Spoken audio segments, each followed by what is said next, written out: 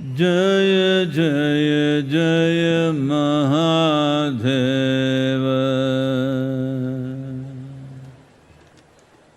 Jaya Jaya Jaya Mahadeva.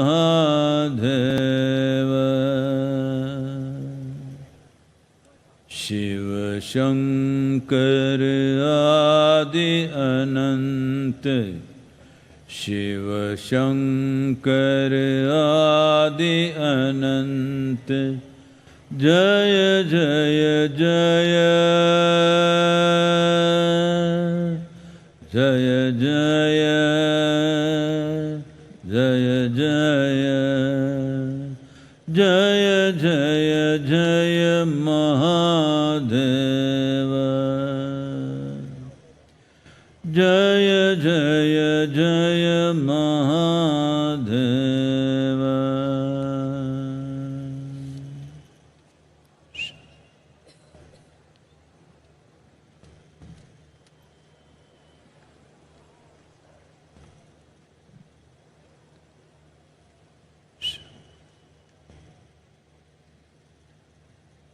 Can I risk one more story with you?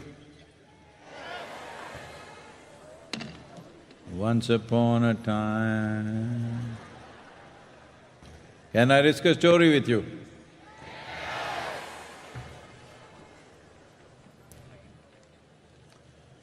On a certain day,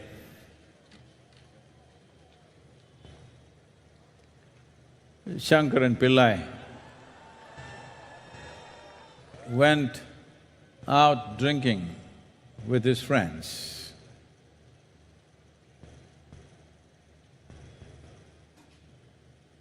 You know, drinking people, in some aspects they are like yogis, timeless. He was walking back from his office. He saw some of his friends were at the bar. He thought he will just spend 10 minutes and just a couple of drinks and go home. But because with a little bit of inebriation, you become both timeless and countless. He couldn't count the number of drinks he had, nor could he check his time. When he thought, oh, it should be late, I should go home, and he looked like this. It said, the watch, stupid watch said 2 a.m. It's not at 2 a.m., it's only 1. So then he thought he must go home and somehow found his way home. Then he pulled out the key. You know, they make these keyholes so small. Why can't they make it this big? It's so small. He struggled for 20 minutes to find the hole, put it inside and somehow opened it. Then he went in, slowly crawled up the staircase, went into the bedroom and on the way, when he was coming, trying to take a shortcut, he crossed a rose garden. Because his feet were partially rubbery, he happened to fall into the rose bush face down. He could feel some pain, some liquid on his face, but he didn't know what has happened. So he crawled up the staircase, went into the bathroom and looked at his face. It was one big mess, bleeding all over the place. The rose bush had really done a scratch job on him. Then he opened the medicine cabinet, fixed himself up and went and crashed into the bed. Fortunately, the wife was a big sleeper. Then in the morning, the wife brought a bucket full of cold water and splashed it on his face. He woke up, Why? It's only a Sunday morning, why are you bothering me like this? She said, you promise me that you will not drink. He said, for sure, haven't taken a drop.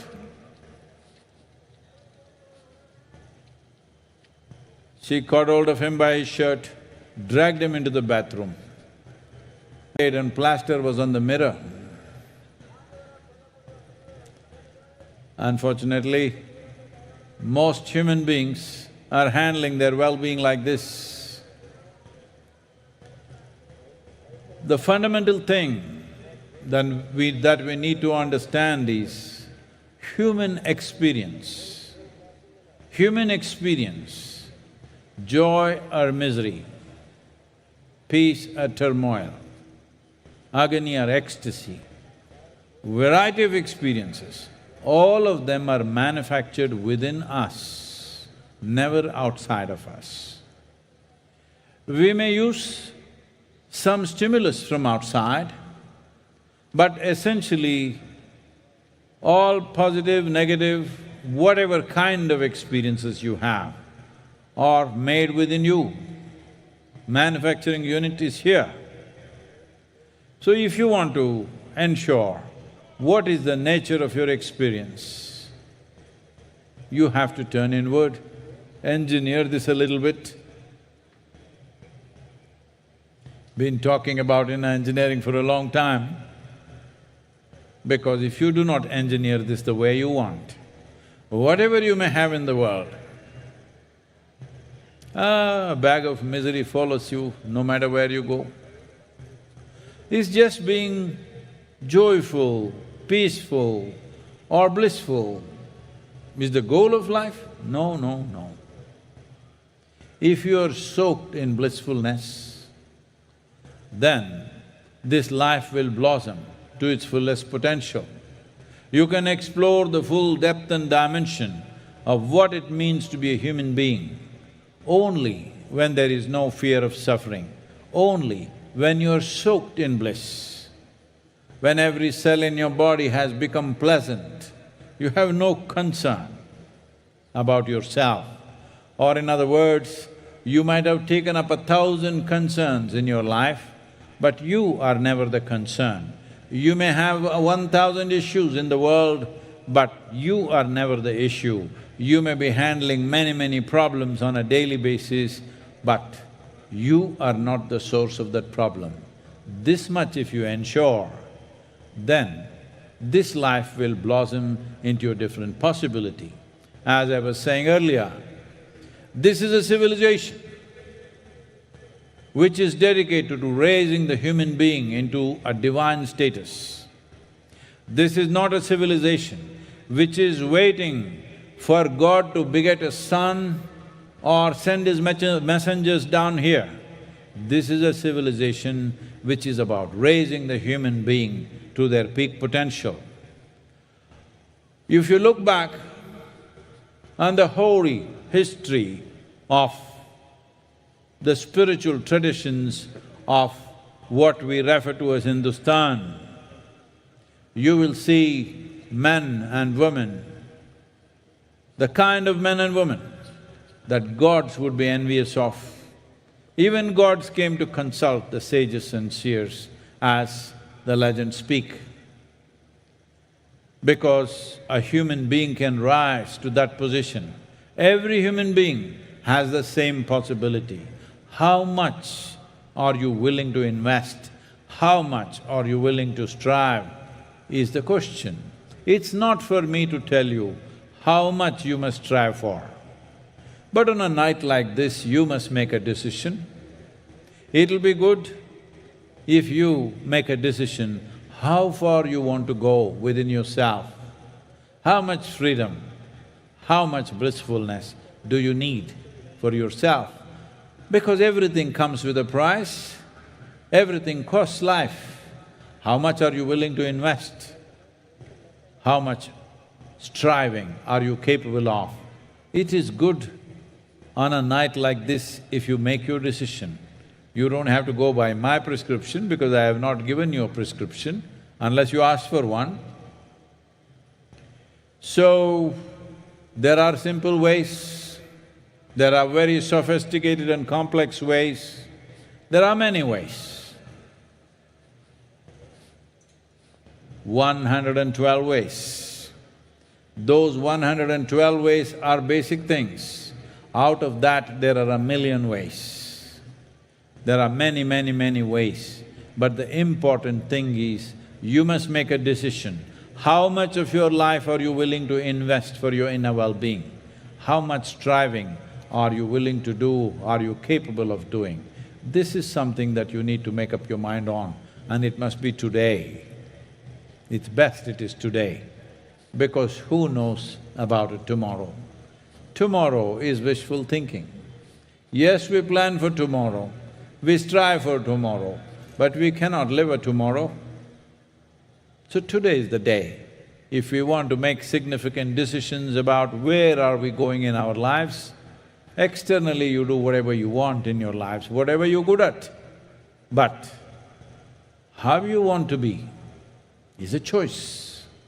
And this is the only creature that we refer to as human being who has this choice, who has the ability to exercise this choice. This is why no other creature is referred to as a being. But human struggles are all about this. If there was no choice for you, if you were like any other creature, that your way of being was determined by nature, you would have no struggles. It's the freedom that you're struggling with, it's not the bondage. I know it is fashionable to talk about bondage. I know those of you who are veterans of spiritual programs and discourses and books, everybody says life, the sufferings of life which entangle you. No, it is the freedom which is the problem. If you had no freedom, if you were fixed like every other creature by nature, you would have no struggle, no striving was needed. The problem is, nature has left it in your hands, how to be. If you do not exercise this choice, well, you won't fit into the framework of being a human being. Human creature is not a good one, because human creature is a dangerous creature. No other creature is that dangerous. Human creature is a terribly dangerous creature, but a human being is a tremendous possibility. It is my wish and my blessing, you must explore this possibility in this life. In this life. It's very, very important, because most of you or many of you are Hindus, you will say, I will do it in next life. Hello? This life? I'm gone, Sadhguru. This life? This life. In this life it must happen. That is, exploring the full depth and dimension of what it means to be a human being. First thing to do is, you determine your way of being, not something else, not what other people do and say. You determine the nature of your being. How to be is decided by you, only then you are a human being. Inner engineering is a wonderful solution, a very simple, I must tell you this. I know many people could misunderstand this, but I've lived with misunderstandings all my life, so what's the problem? Someone came here a couple of years ago. This is a person who is over 70 or 75 years of age, I think. So he was here for 3 weeks. Then towards the end of his trip here, he wanted to see me, and I said, okay, because he wrote a note saying that he was with J. Krishnamurti, then he was with U.G. Krishnamurti, then he was with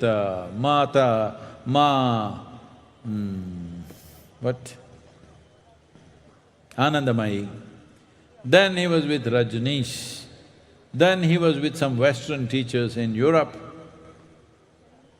So he wrote, "I've been with all of them, I would like to meet you." I said, "Okay," a senior person, so I went to meet him.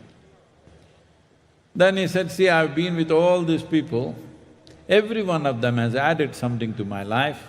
Something beautiful happened to me when I was there, but I've been sitting here and watching for these 3 weeks. You're the only one who's built a spiritual factory." I said, "What?" He said, "No, this is a spiritual factory. People just come, within 3 days, everybody is transformed, they're jumping with joy and they're going. I've seen batch after batch, they come and they go back in a completely different way. This is a spiritual factory." Then I thought, this is a wonderful idea. Then I called a few of our people just to test them, and I said, "I think we should rename Isha Yoga Center as Isha Spiritual Factory." They said, No, Sadhguru, factory. Factory seems to be mundane, but you must understand, factory or an assembly line means consistency of product, consistency of results. So inner engineering is like that. We are not making it in art, we are not making it music, we are not making it something aesthetic, it's engineering. Because to enjoy music, to enjoy art, you need a specific kind of mind. Not everybody can enjoy every kind of music, not everybody can enjoy every kind of art form, but everybody can benefit from engineering.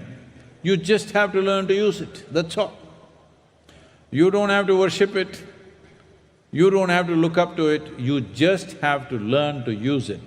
So as a part of this, as we are rolling out a movement called Miracle of Mind, because this mind is a miracle, but a whole lot of people have turned this miraculous mind into a misery manufacturing machine. I want to see that maximum number of people enjoy the miracle of this mind. What a miracle we have in the form of human mind, how many things it can do, what wonderful things it can do, but people are busy stressing themselves, depressing themselves, frustrating themselves, losing balance, all kinds of things happening on a daily basis. So, this Miracle of Mind movement is about offering simple processes, 15 minutes a day if you're willing to invest. For different people, different kind of things, over 21 varieties of offerings, 15 minutes a day. This will come in the form of an app, a gamified app, so that people can play with it, and every day before you go to bed, you can play a little life hopscotch, which will give you a reading as to what is your mental state today. If you work on this, you will also get rewards, I will not talk about it right now. But for the youth particularly, we are offering very strong scholarships for the youth. 50% scholarship they can get, or 100% scholarship they can get, but that is only if you don't have money, because it costs money to deliver this. But we are willing to give it free of cost, but if you are getting it free in scholarship, a certain number of hours a week,